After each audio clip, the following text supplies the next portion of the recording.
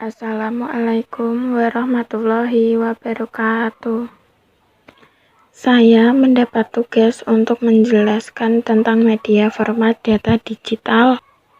Sebelum saya mulai, saya ingin memperkenalkan diri terlebih dahulu. Perkenalkan, nama saya Nurul Oktavia, kelas 10 dari jurusan DKV 1. Langsung saya jelaskan bahwa media format data digital adalah format konten yang dapat diakses oleh perangkat-perangkat digital. Media digital ini bisa berupa website, media sosial, gambar dan video digital, audio digital, dan lain-lain. Itu adalah pengertian dari media format data digital. Selanjutnya ada penyimpanan data digital. Penyimpanan data digital merupakan proses penyimpanan suatu data dalam bentuk digital yang berupa kode digit atau angka. Terdapat beberapa media penyimpanan data digital, di antaranya hard disk, flash disk, cakram optim, dan lain-lain. Hard disk merupakan media penyimpanan data di dalam komputer.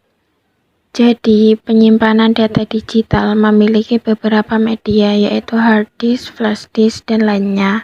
Selanjutnya, saya akan menjelaskan tentang HDD dan SSD. Pengertian adalah penyimpanan utama untuk komputer, baik desktop maupun laptop, yang telah ada sejak lama. Daya tarik utamanya adalah kapasitas penyimpanan yang tinggi dan biaya rendah. Jadi, HDD ini sangat cocok untuk orang yang membutuhkan penyimpanan yang tinggi dengan biaya yang sedikit. Kelebihan dan kekurangan HDD adalah kapasitas ruang yang ditawarkan masih jauh lebih besar dibanding SSD. Saat ini kapasitas HDD bisa mencapai 10 TB, sementara SSD yang ada di pasaran hanya mencapai 4 TB. Dengan harga yang lebih mahal berkali lipat, masa pakai atau umur HDD lebih lama apabila dibandingkan SSD. Jadi, HDD sangat baik dibanding SSD. Selanjutnya yaitu SSD. Pengertian SSD yaitu perangkat penyimpanan solid state yang menggunakan rakitan sirkuit terintegrasi untuk menyimpan data secara terus-menerus, biasanya menggunakan memori flash dan berfungsi sebagai penyimpanan sekunder dalam hierarki penyimpanan komputer. Selanjutnya yaitu kelebihan dan kekurangan SSD. Kelebihan SSD yaitu SSD lebih ngebut. SSD mampu membuat waktu boot perangkat lebih singkat, transfer data yang lebih cepat, dan bandwidth yang lebih tinggi. SSD lebih hemat daya, SSD lebih ringan dan bebas suara, SSD lebih tahan lama dan andal. Kekurangan SSD yaitu satu-satunya kekurangan yang dimiliki SSD adalah harganya yang lebih mahal dibandingkan HDD, tetapi bagi sebagian orang pemilik laptop, harga SSD yang lebih mahal tentu sebanding dengan keunggulan yang ditawarkan.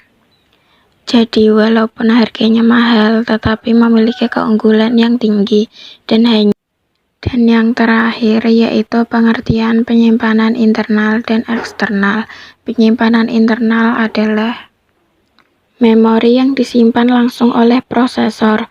Fungsi penyimpanan internal adalah untuk mengingat data atau program yang digunakan saat PC atau laptop sedang berjalan. Oleh karena itu, jam disimpan dalam memori komputer meskipun komputer dimatikan.